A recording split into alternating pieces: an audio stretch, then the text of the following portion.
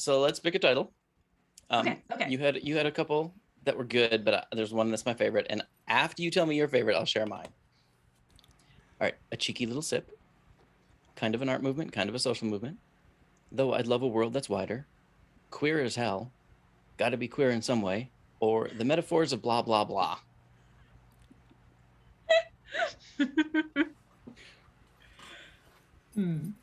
So I'm going to tell you my favorite. You get to tell me your favorite. Yeah, all of the authors get to pick their own titles. I want to say a world that's wider, but what's your favorite? I liked Queer as Hell. Queer as Hell is good. We can make it Queer as Hell. Yeah, and so I've noticed other podcasts are getting away with using the word hell in titles, so we're not going to get dinged for that one. Welcome to Season 6, Episode 45, Queer as Hell.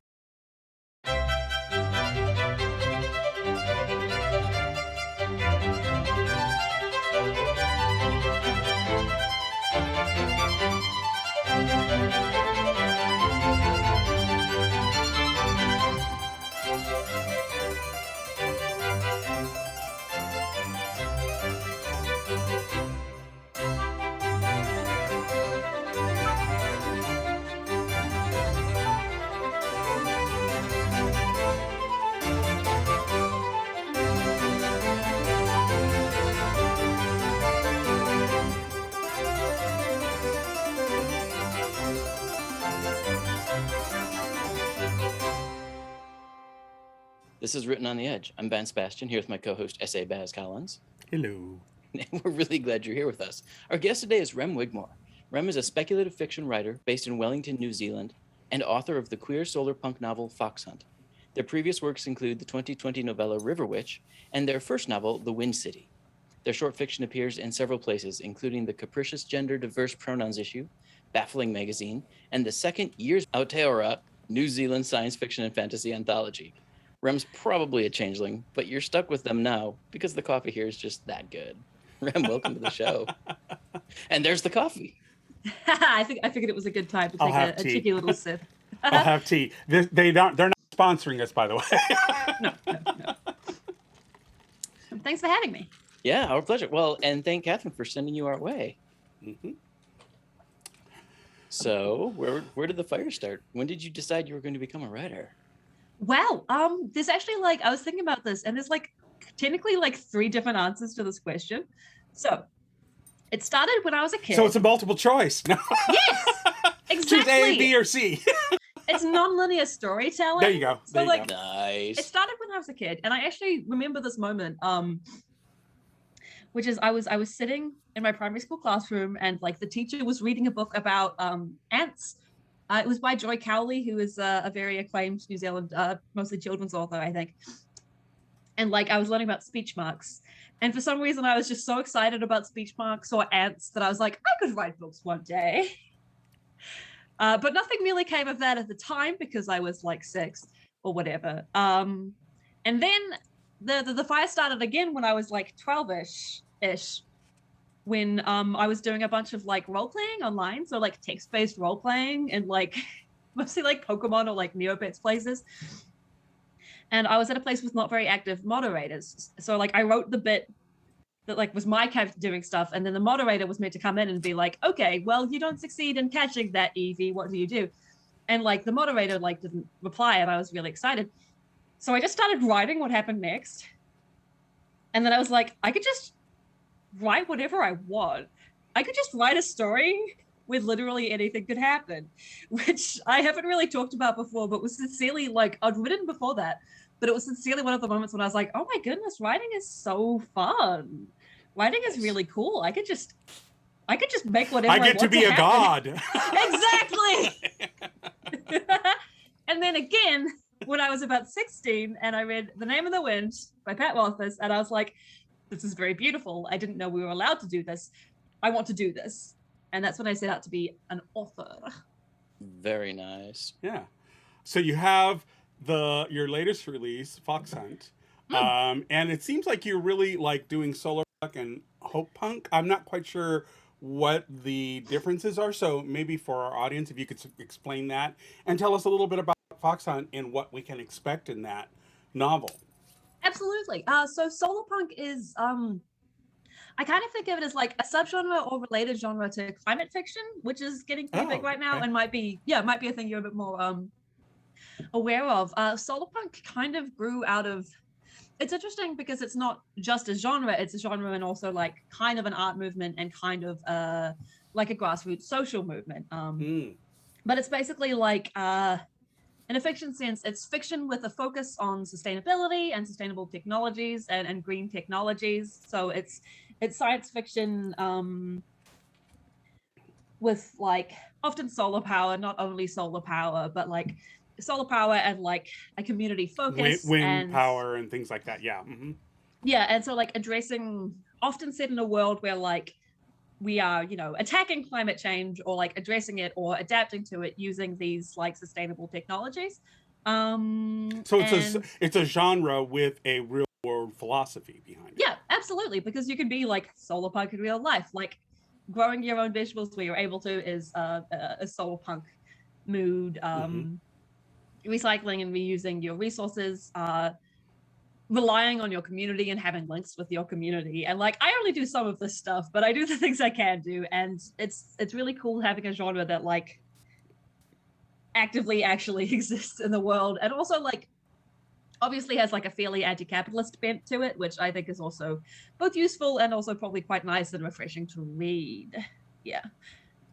Whereas Hopepunk is more of a, it's like a genre, but it's not like genre specific. It's kind of just like any story that like focuses on that optimism, on kind of like kindness in the face of the world being unpleasant. So it's kind of anti-dystopian. It's kind of the other side of, okay. Or like you might even have like a dystopian like setting, but then the story would be Hopepunk if it's about characters like surviving and being kind to each other even when the world is harsh. It's kind of like anti-grimdark-ish, like kind of like the other end of that scale.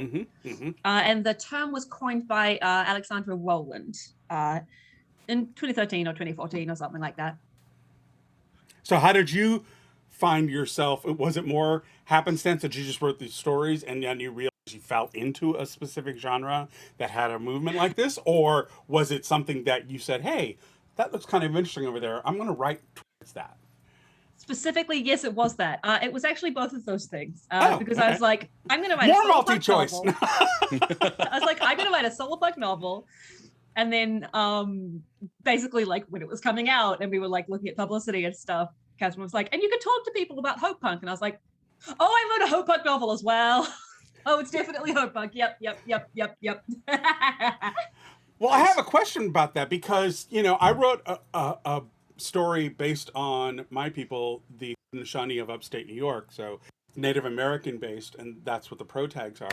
And the question I have is, because I got a lot of reviews that said it was this cyberpunk kind of world. It's actually in the 1800s. So it's kind of the Arthur C. Clarke, what you don't understand as technology, you perceive as magic, that kind of thing to it. That's really fun. But I always thought it was interesting they associated it with cyberpunk.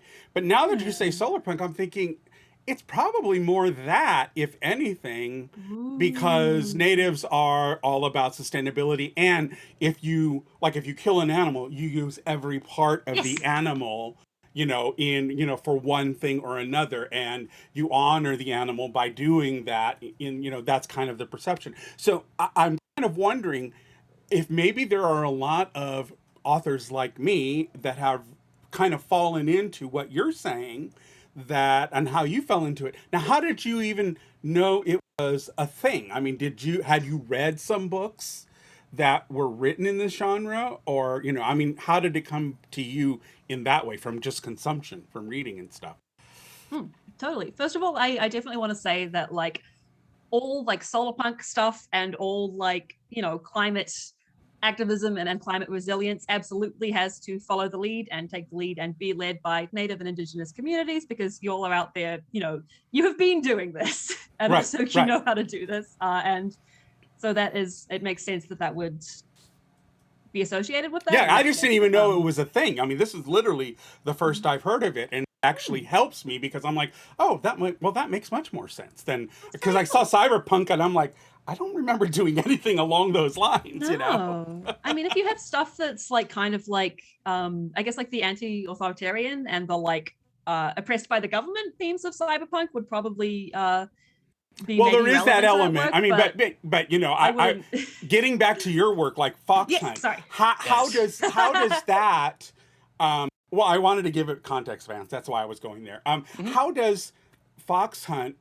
What does it fall into? Is it Solarpunk or is it Hopepunk or is it neither one of those or a blending of the two? How do you see it?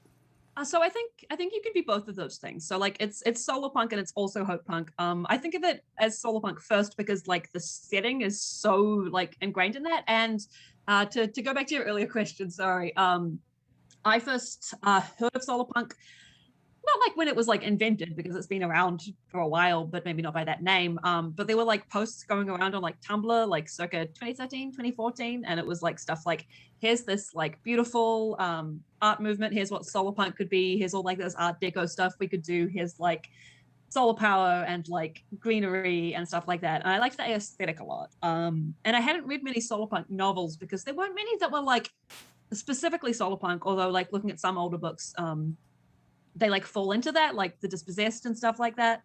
But I saw that and went, oh, I quite like that aesthetic, and also I like what this genre is trying to do, like this idea of like a more hopeful, you know, near future or future where with the technologies and resources we have available to us now or will soon, we you know work on climate change and climate disaster instead of just being that dystopian or that post-apocalyptic setting you see so much, because I find it grim. So yeah, Foxhunt is very much both Solarpunk and Hopepunk, but I think those genres have like a fair amount of crossover in terms of defiance in the face of despair. Okay. Well, I mean, and how is our community represented within those genres? I mean, do you find that it's a very welcoming kind of community of writers and readers that are open to queer themes within that kind of genre and movement? It's still a kind of like not a small movement, but kind of like still gathering steam. So Okay. I found it to be pretty welcoming so far, and like definitely like like there's a fair amount of other queer people doing similar kind of work. There's several Solarpunk anthologies that you could probably find if you look up Solarpunk anthology. I should have gotten a list ready, but stuff like Glass and Gardens, which feature like a whole bunch of authors, and like definitely a bunch of those are queer as well. Ah, okay. So, I mean, how has the reception been for Foxhunt? What have you found, you know, from your readers and you know, people who may have reviewed it or have interviewed you before? What kind of response have you been getting from the book? Well, the reception's been pretty good. I think a lot of people, even if they haven't necessarily heard of like Solarpunk specifically, are like ready for a story that like addresses like climate change and the future, but has a future that isn't grim and horrible. So I think that Bleak, resonates yeah. a lot. Mm-hmm. And Foxhunt was one of the 5 books listed in a tour.com article recently that was like Yay! 5 essential works of climate forward fiction or something like that. And that was very cool and exciting. Yeah, I bet. That's awesome. Yeah. So why don't you tell us? Why don't you tell us a little book. bit about the book so we know what we're talking about here? Absolutely. So, Foxhunt. Shameless plug. Gorgeous cover, So by the way. beautiful. I wanted to show people because it's so gorgeous, and like the back of it's got like this. There you go. This pacing wolf. Lovely. So Foxhunt is the story of this traveling singer, Orpheus, who runs afoul of the Order of the Vengeful Wild, who are this group of kind of like vigilante bounty hunters, basically, who are meant to go after like energy criminals and resource hoarders and stuff. And Orpheus is literally just doing her thing, singing her songs. So she's like, why are these scary people in animal masks on flying motorcycles trying to kill me? So a fair amount of like the setup in the first part of the book is just Orpheus trying to figure out that mystery while kind of doing a running tour of the world she lives in.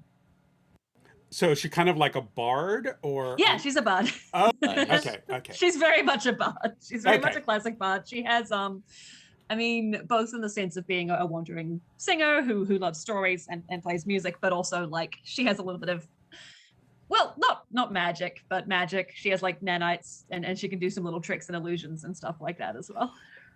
Maybe is her involvement in the world that she is in, is it like bards of old where they were kind of also the storytellers and the news bearers of what was going on in the places that people weren't necessarily living in, but they could tell stories of other parts of their world that maybe they did have experiences in? I mean, does that play into it? How big is the world for the reader in the book? Are you kind of confined to one place, or does it go places?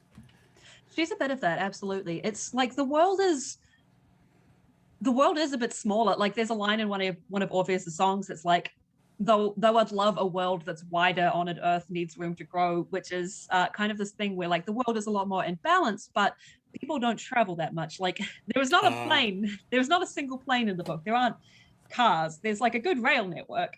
And like there's internet, like there's like a hub in like every like township basically where like you can go and you could like connect with people on the web, so like you can get your news and stuff that way, but mostly people don't like travel that much. Like they stick to like their town where they do like whatever farming they do there, or like to the mega cities that they're in. And Orpheus is unusual in that she travels around, and also like she doesn't have that news spreading function so much, but she does have this role of like almost being an archivist, like of being a person who has researched the before times. I could have mentioned this earlier. Foxhunt is set 800 years from now. Oh, after okay. The world, okay. 800 years after the world steps back from the brink of climate disaster and starts like being like, well, we're going to be more sustainable and we're going to live in these communities and stuff like that. And they speak of our time like, you know, the way we'd speak about times like 800 years ago, like almost like a fairy tale. And Orpheus is one of the people who's like digging into archives and like researching and like figuring out more detail about this era and like previous eras, kind of like just so that information is there. And okay, she does it because it makes good songs and she wants to be distinctive, but also to kind of keep alive those lessons of the past and to learn from them and to spread them with people. Gotcha. So when you talk about the cities, are they like we think of cities, or is it a different kind of concept that is more sustainable than what we currently do? So basically how we'd think of the cities, except, you know, the classic Solarpunk image of like these towers like covered in trees and stuff like that. Like definitely like a focus on greenery, but also like fairly dense because you have to have people somewhere.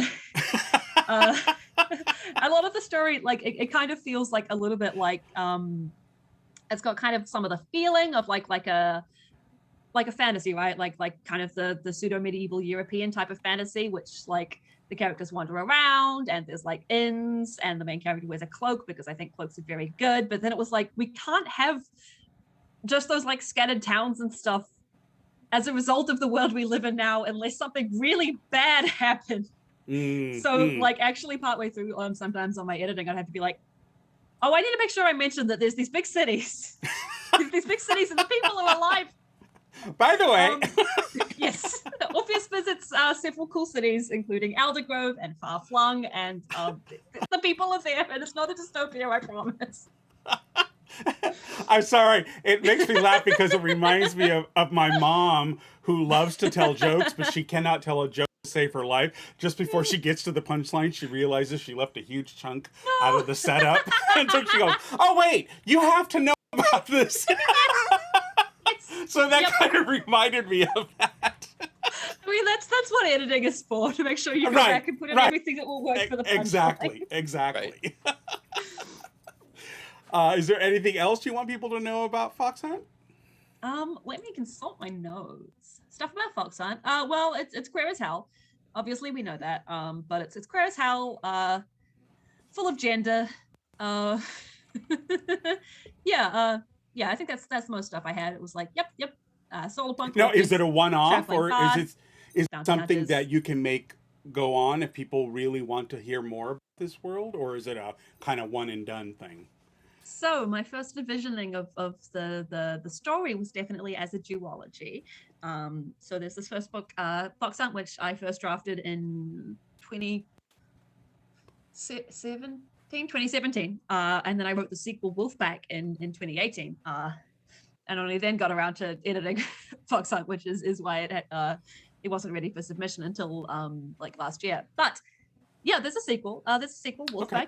You could feel free to like talk on social media, listeners, about how much you love Foxhunt and what the sequel. But yeah, that is with the publisher right now. In fact, and it will probably be coming out.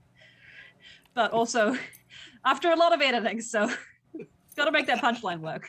Nice. And by punchline, I mean entire book. Nice. Do you want to give Queen of Swords Press a shout out? Yeah. Yes. Yes. My publisher is Queen of Swords Press, which is queer small press set in not set in. It's a real place. I also can't remember if it's Minneapolis or Minnesota. I'm sorry. You hear, Catherine? You're on this plane with us. You're not in some nether world. I know. So yeah, it's in Minneapolis, which is in the state of Minnesota. Oh, okay. It's in both. Thank you. I don't know anything about America. That's nice. You're totally fine. Okay, it's in Minneapolis. That's okay. A lot of Americans don't know either. Queen of Swords Press is a wonderful small press that is run by the publisher Catherine Landoff. It publishes a bunch of wonderful, beautiful queer books, including Foxhunt and The Voyages of Sinwak the Dapper by my friend and fellow New Zealander AJ Fitzwater. Their most recent release is, I believe, Obviously Aliens by Jenny Collarboy. They do some really just fantastic work, and I was really, really hopeful that I'd get to publish with them, and then so excited that I got to. I really like working with Queen of Swords Press. I think the stuff they do is just wonderful. Awesome. Very cool. So I have a question. What to you is a satisfying romantic arc? Yes. Excellent stuff. So the kind of stuff that like I like writing is definitely like, I mean, not to do spoilers of Foxhunt or anything, but it's not spoilers for like any of my friends, for instance, who started reading and went, "Oh, are these two gonna fall in love?" And I'd be like, "Yes, maybe, maybe." I like enemies to lovers arcs a lot, and I think there's like a lot of reasons for that, but like a lot of it includes having that like intense relationship like early on that you can then build on and then like have growth and change, and the characters like changing in their estimation of each other, which is a very fun thing to do. And then there's like a lot of fun stuff you can do with like redemption or corruption if you want to go, depends on what your enemies are, right? Which people love to read about things, characters changing and growing over the course of a story. What does make a satisfying romantic arc? I'm just thinking in terms of about like how I write stuff, but like in terms of how I read stuff,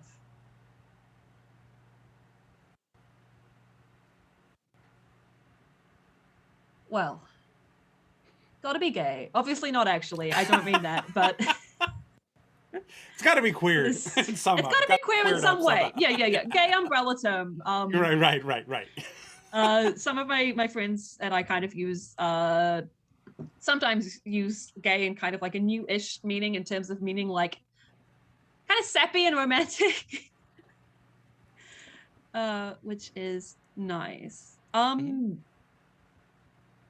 Like the other kind of thing I like writing is kind of like, friends to lovers as well, like, which can often be like a core relationship in a book where you have kind of that best friends and like total mutual love and trust that you get in a lot of like fantasy and older fantasy, but then make it like explicitly romantic and on the page queer and requited.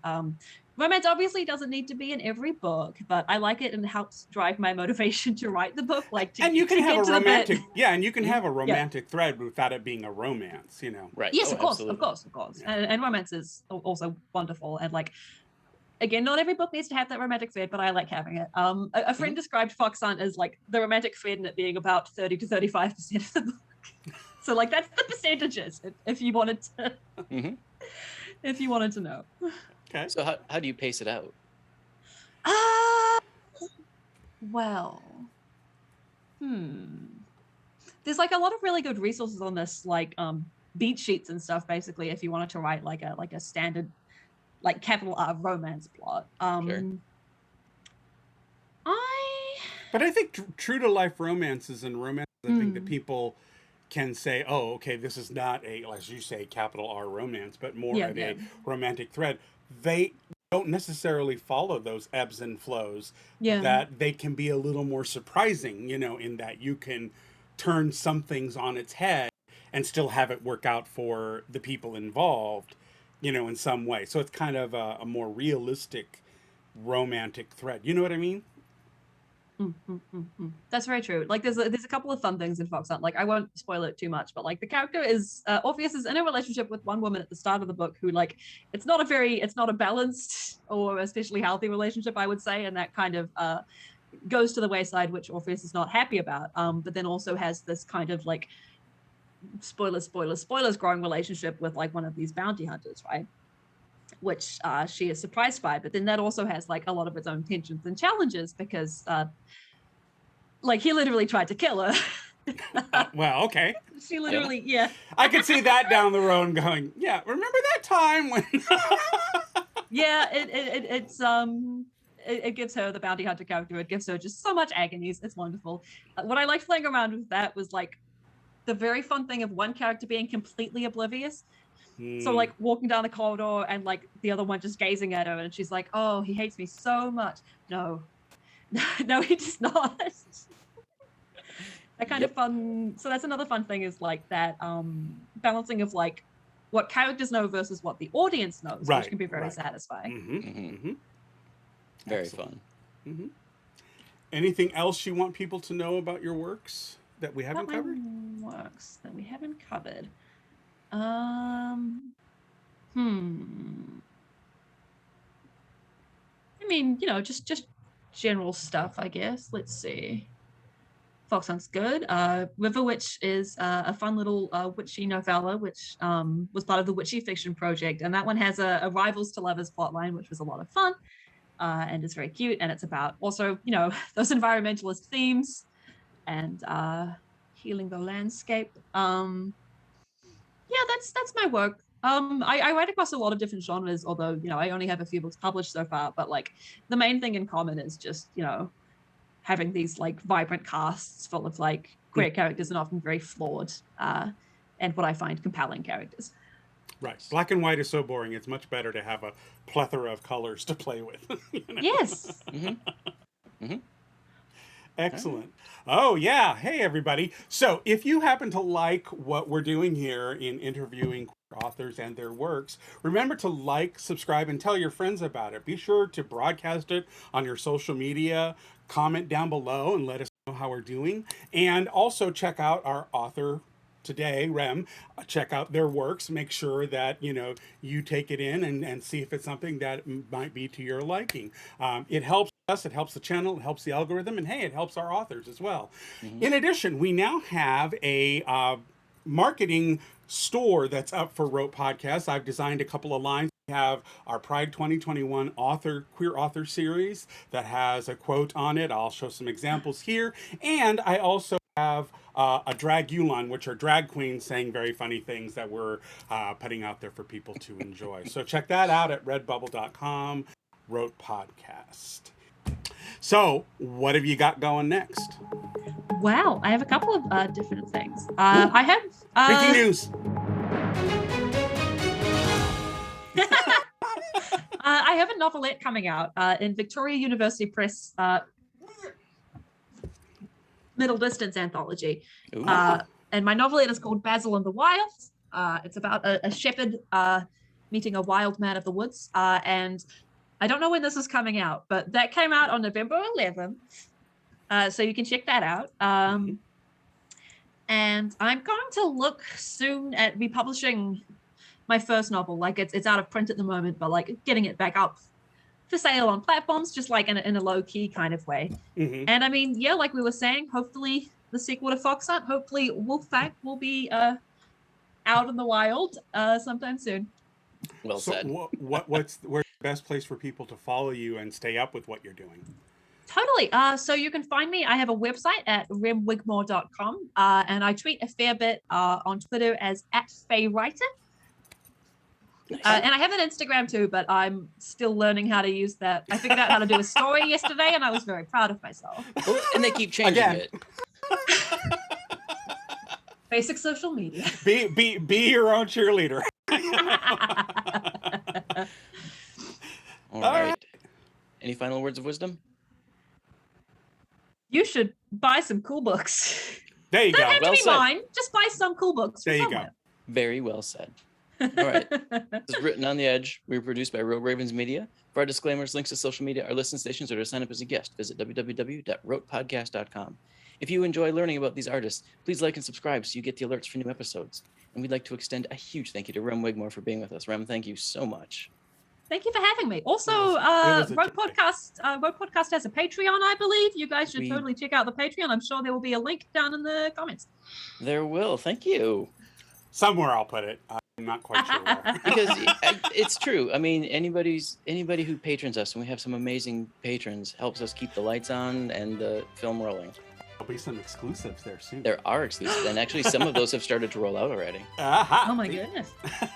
All right, folks. We're here to talk about Rem, at least say goodbye to Rem. Go to remwigmore.com, check out Foxhunt or any of their other novels, and pick up a book filled with hope and a cleaner future. Some sustainability. Right?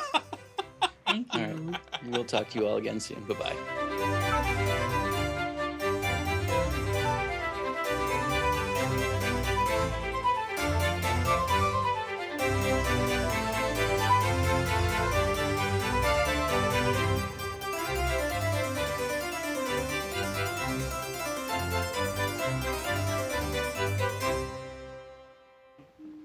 Oh, what's that? Closing time. The bums rush in melody, dear.